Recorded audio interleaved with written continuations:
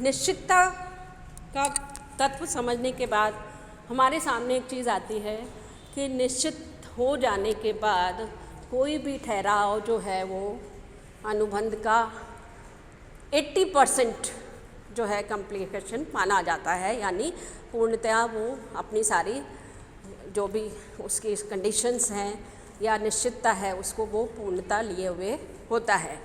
तो निश्चितता का मतलब ये है, निश्चित हो जाने के बाद एक चीज़ और ज़रूरी है कि निश्चितता आ जाने के बाद हमारे पास एक चीज़ ये ज़रूरी आ जाती है कि वो ऐसा एलिमेंट नहीं होना चाहिए जो कि वैल्यू भी नहीं रखता है, निश्चितता भी नहीं रखता है। बातों ही बातों में आपने इस तरह का कुछ बात कही, सामने वाले ने स्वीकृत कर ली और उसको एक अनुबंध का रूप दे दिया, तो इसको हम अनुबंध नहीं कहेंगे। यानी अनुबंध के लिए ज़रूरी है लिखित में होना। वर्बली भी हो सकता है, लेकिन वर्बली अगर कोई अनुबंध हो जाता है तो उस वर्बली अनुबंध को निश्चितता देने के लिए हमें जो है उसको रिटर्न में होना ज़रूरी है। क्योंकि रिटर्न में होना ज़रूरी क्यों है? वर्बली का कोई प्रूफ नहीं होता है। रिटर्न में अगर आपने कोई प्रस्ताव लिया है, रिटर्न में अगर उसकी कोई स्वीकृति दी गई है, तो हम किसी भी दूसरे पक्षकार पर वाद प्रस्तुत करने के लिए अधिकारी हो जाते हैं।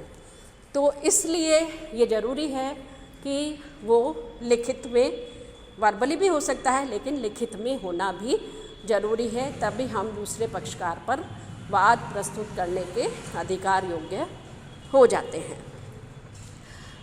तो जब ये चीज़ हो गई है कि वो रिटर्न में है, इसके बाद ये ज़रूरी हो जाता है कि लिखित भी हो गया, वर्बली भी हो गया और सारे कॉन्सेप्ट भी पूरे हो गए हैं।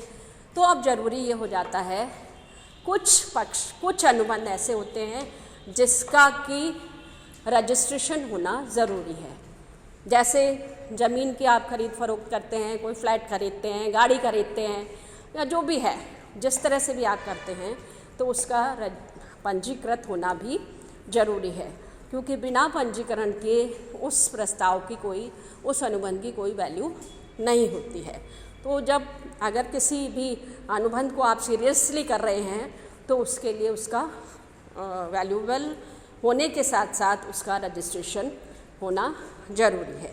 जब ये सारी बातें आ गई हैं, ये जितने भी 8-9 तरह के मैंने आपको पॉइंट्स बताए हैं, इसके अलावा भी अगर कानून ने किसी भी तरह का, जैसे लाइसेंस प्राप्त होना, जैसे आप अगर किसी इस तरह का बिज़नेस कर रहे हैं, जैसे पटाखे का बिज़नेस कर रहे हैं या शराब का बिज़नेस कर रहे हैं या कोई और बिज़नेस कर रहे हैं जिसके के लिए लाइसेंस होना ज़रूरी है, तो लाइसेंस होना भी अनुबंध के विशेषताओं के अंतर्गत ही आता है कि आपकी वो विशेषताएं भी पूरी होनी चाहिए। जब आप सारी ये विशेषताएं पूरी कर लेते हैं तो ये कहा जाता है कि ये अनुबंध पूरा हुआ।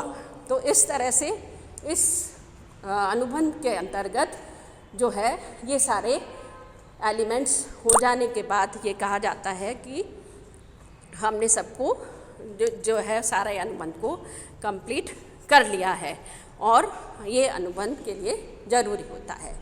तो सबसे जो ज़रूरी चीज़ है, प्रतिफल का होना या वैधता का होना, इलीगल नहीं होना चाहिए।